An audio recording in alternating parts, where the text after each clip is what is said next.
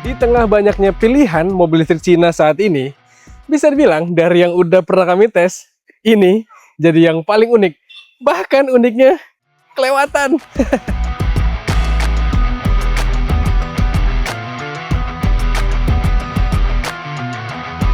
Jangan kaget dengar nama iCar, karena sebenarnya Chery J6 yang kalian udah kenal itu di pasar Cina merupakan produk dari iCar dan atau Jayco.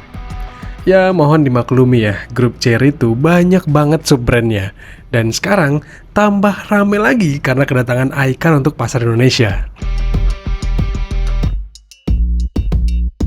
Saya ingat banget di tahun 2023 saya diundang sama Chery Group ke Wuhu untuk bertemu mereka. Dan saya sempat mengkritisi dan mempertanyakan kenapa Chery Group itu membawa banyak brand ke Indonesia. Yang dikhawatirkan itu tuh bisa saling memakan atau saling mengkanibal satu sama lain. Selain itu juga bisa menjadikan kebingungan di pasar. Masyarakat bingung antara mobil Chery, Jayco, atau ini, iCar. Bahkan contohnya ini, iCar V23, V23 yang kami tes ini berpotensi untuk memakan temennya, yaitu Chery J6, atau juga memakan Omoda 5, atau juga memakan bahkan Jayco J7. Dimana ya itu berpotensi jadinya bikin masyarakat bingung mau beli yang mana. Terus kalau kita ngomongin harga, mobil ini memang belum ada harga ya sampai kami review sekarang. Tapi kemarin di IMS pada saat peluncurannya, mobil ini tuh di edisi spesialnya yang cuma 23 unit dijual, itu dijual di harga 700 jutaan. Bayangkan kalau harganya semahal itu, ya kayaknya mobil ini akan berat bersaing. Apalagi di Chery Group sendiri, ada beberapa model lain yang terasa lebih worth it buat dibeli.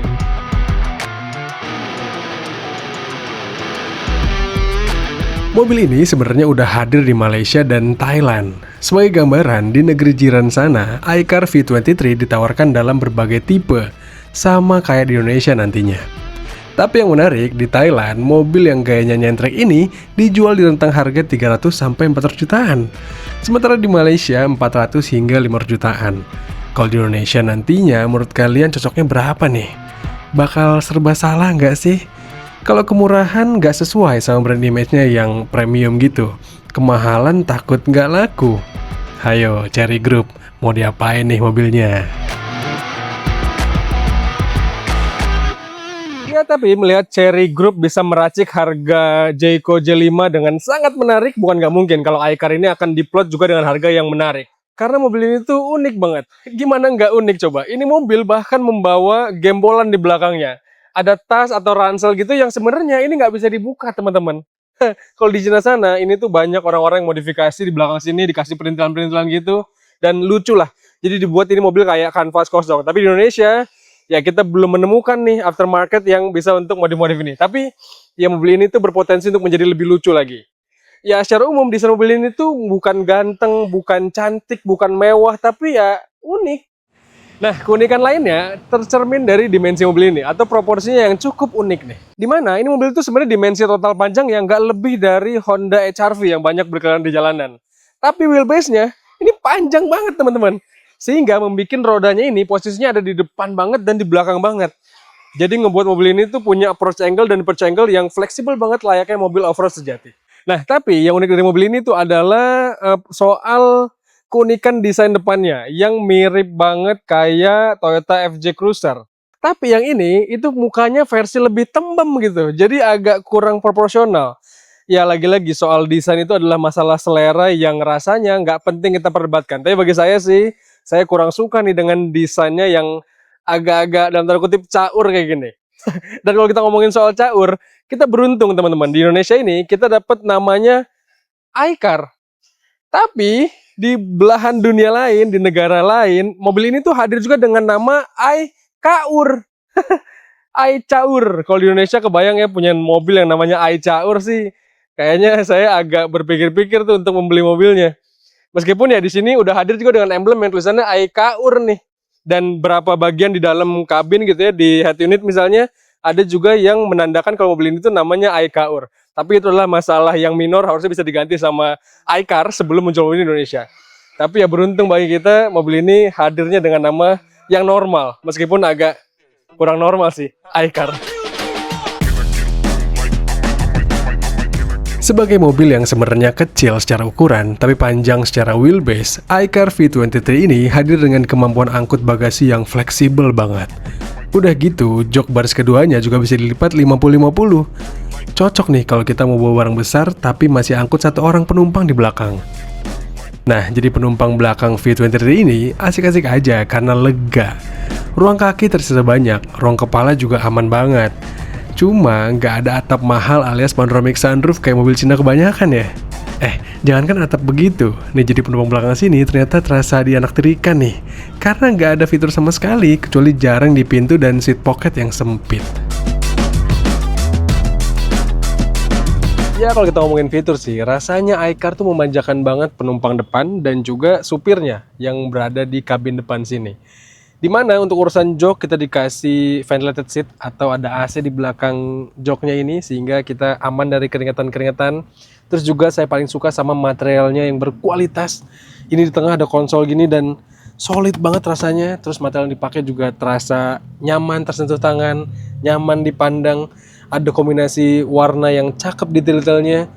Dan saya paling suka ini penggunaan model kisi-kisi AC-nya yang sangat fleksibel nih. Bahkan yang sebelah kanan sini, yang di depan gitu ya, di ujung-ujungnya supir dan penumpang, itu dikasih model yang split, terpisah atas bawah. Sehingga kita bisa sangat mengatur preferensi kita. Terus kita juga sebagai penghuni depan sini dikasih beberapa tempat penyimpanan nih, yang terbuka. Ada di kisi-kisi pintunya. Terus juga yang menarik, di depan sini dashboardnya tuh nggak ada laci penyimpanan kayak mobil pada umumnya. Melainkan kita dikasih tempat penyimpanan atau laci di bawah jok masing-masing. Nih penumpang depan dapat, terus supir juga dapat, dan kita juga dikasih konsol tengah sini yang ada tempat penyimpanannya. Beragam teman-teman. Di sini ada USB port, ada 3 buah USB-nya. Terus di tengah sini juga bisa menyimpan banyak barang. Ya beda banget kontras dengan penumpang belakang yang nggak dapat apa-apa. Jadi kalau mereka mau ngecas, numpang ngecas gitu ya, siapin kabel bangsa 2-3 meter lah. Sehingga bisa narik kabel dari sini untuk mengisi daya mereka. Asiknya iCar V23 ini masih dibekali dengan beberapa fitur yang terasa manual. Iya, ini masih ada knob buat atur AC, buat atur suhu, sampai volume. Terus untuk buka tutup jendela sampai spionnya juga masih dikasih tombol. Bahkan ada tombol tambahan alias auxiliary button. Kalau kita mau tambah part kelistrikan tambahan kayak lampu kabut, strobo, atau yang lainnya. Saking manualnya mobil ini, iCar V23 ini juga masih mengandalkan otot tangan kita untuk melipat spionnya. Jadi ya nggak usah cari tombolnya di mana ya buat ngelipetnya. Ngomong-ngomong soal bingung cari tombol di mana, saya sih masih sebel sampai sekarang kenapa coba iCar masih menaruh fitur yang fundamental seperti menyalamatkan lampu di layar tengah sini. Saya kerap kali pulang malam terus melewati beberapa tempat yang ada orang nongkrong-nongkrongnya, saya tuh harus sigap mematikan lampu kalau nggak nyorot mereka, tapi bingung gitu harus langsung dari sini aksesnya. Bahkan lampu kabut pun di sini untuk nyalamatikannya. Dan masih ada beberapa tombol lagi yang ditaruh di sini, dimana sebenarnya itu adalah fitur fundamental yang harusnya ada tombol fisiknya. Terus kalau kita ngomongin soal tombol yang minim di mobil ini tuh setirnya minim banget. Entah kenapa ini bahkan nggak dikasih keterangan nih sebelah kanan buat apa, sebelah kiri buat apa. Jadi sok-sokan minimalis, dimana saya bingung awalnya. Ternyata yang kanan untuk mengatur media di head unitnya, yang kiri untuk mengatur adasnya. Sayang banget agak ribet mengatur adasnya. Ini karakternya seperti apa, nyalamatikannya bagaimana. Padahal mobil ini punya adas yang lengkap dan penggunaannya itu cukup intuitif, cukup gampang ketika dipakai dan bisa diandalkan. Sayang banget. Bisa dibilang untuk urusan fitur sih, iCar V23 ini ada enaknya, ada enggaknya. Lengkap tapi enggak lengkap. Ya gitu deh. Cuma menurut kami, kalau bisa nih versi facelift-nya nanti, kasih kali USB port di belakang. Terus kasih juga nih pengaturan setir yang bisa maju mundur. Terus kasih juga lah fitur V2L dalam kabin. Jadi kalau lagi road trip, bisa sambil kerja juga ngecas laptop gitu. Nah, terus bisa kali kasih juga nih beberapa tombol pengaturan dasar yang fisik. Sama kalau bisa juga kasih opsi yang pakai panoramic roof kali ya. Jadi kalau mau pasangan kita selfie-selfie di mobil gitu, keren. Iya, sama itu tuh, wiper belakang. Ribet tahu kalau musim hujan kayak gini.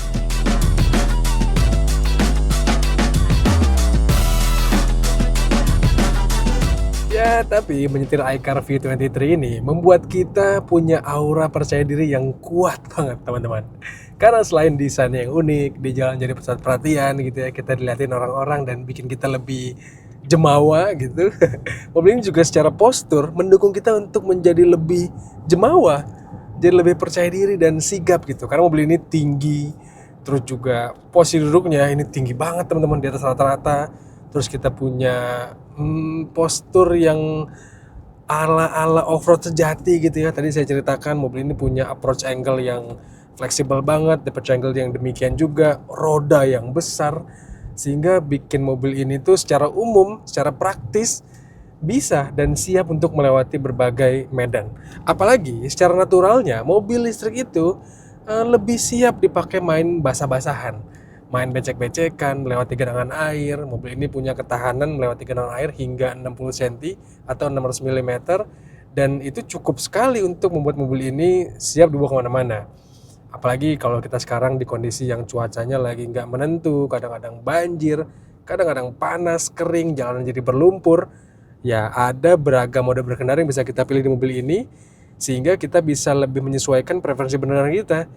Dan saya rasa mobil ini siap untuk melewati jalan-jalan tersebut. Meskipun ya karena mobil ini pakai ban aspal, saya ceritakan, jadi kita belum punya kesempatan buat mengetes lebih komprehensif, lebih ekstrim gitu.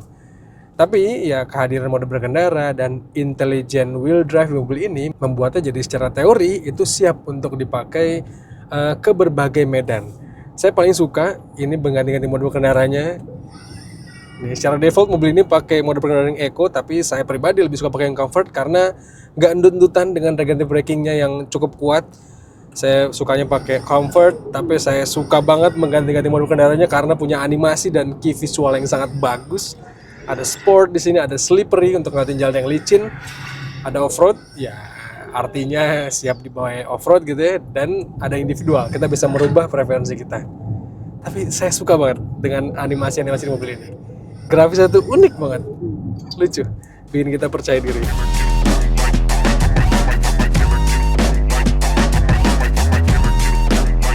Secara umum, memang iCar V23 ini dirancang siap dipakai keluar zona nyaman jalanan aspal perkotaan. Tapi menurut kami, karena pakai ban aspal kayak gini, tentu kurang safety kalau kita paksa di tes over berat. Cuma, kehadiran mode off-road, slippery, dan kemampuan motor listriknya untuk membagi porsi ke salah satu roda, jelas membuat kita rasanya lebih mudah ketika melewati jalan yang susah. Gak sampai di situ, untuk nanjak pun mobil ini tentunya siap banget. Selain karena approach dan departure angle yang fleksibel, iCar V23 juga hadir dengan tenaga dan torsi yang besar. Pas lah buat dipakai ke berbagai kondisi jalan.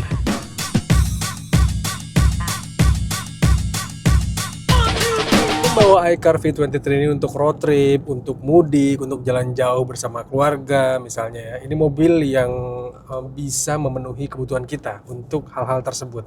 Karena mobil ini tuh membawa baterai sebesar hampir 82 kWh. Yang diklaim sama iCar, mobil itu bisa melaju hingga di atas 400 km kalau dengan baterai yang dicas full. Tapi kenyataannya, setelah kami tes panjang, mobil ini tuh ya paling seirit-iritnya kita kalau dipakai jalan Indonesia, dipakai dengan karakter jalan yang nggak mencoba eco driving, kurang lebih sekitar 350 sampai 380 km lah, itu realitanya. Tapi ya ukuran mobil segede gini, punya jarak tempuh yang di atas 350 km, rasanya lebih dari cukup. Toh juga kalau kita ternyata menghabiskan baterai lebih cepat, kita bisa mengecasnya juga dengan cepat teman-teman. Karena mobil ini iCar membekali V23 dengan daya pengecasan yang cukup tinggi. Rate pengecasannya bisa di atas 100 kW, di mana artinya mobil ini bisa menikmati casan yang ultra fast charging dengan optimal. Dan ya artinya kalau dia bisa dicas cepat, mobil ini juga membuatnya jadi fleksibel kalau kita mau pakai keluar kota, mau pakai tiba-tiba ada agenda ajakan outing gitu ya, mobil ini ya nggak khawatir waktu tunggu casnya lama.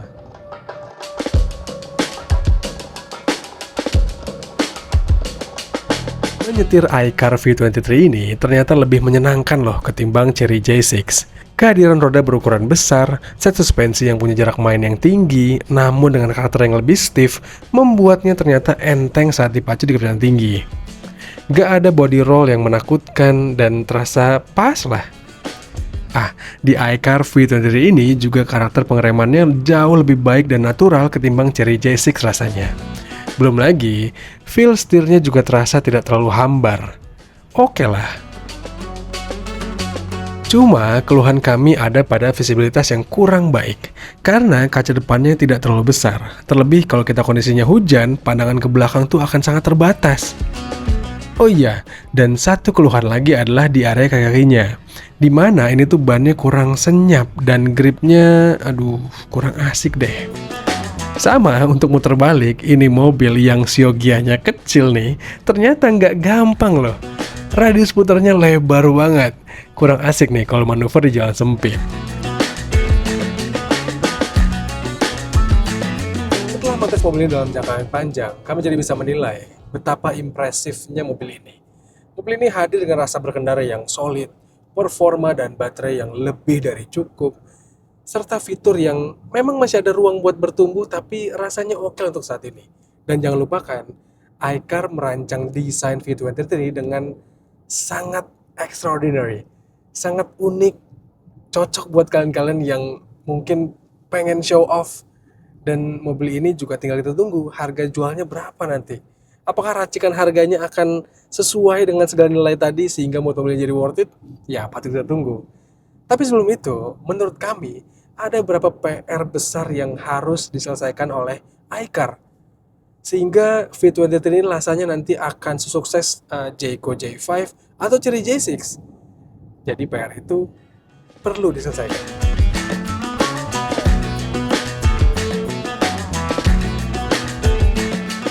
PR pertama adalah soal branding. Rasanya akan menantang bagi grup Chery untuk menjelaskan soal brand iCar ini di Indonesia.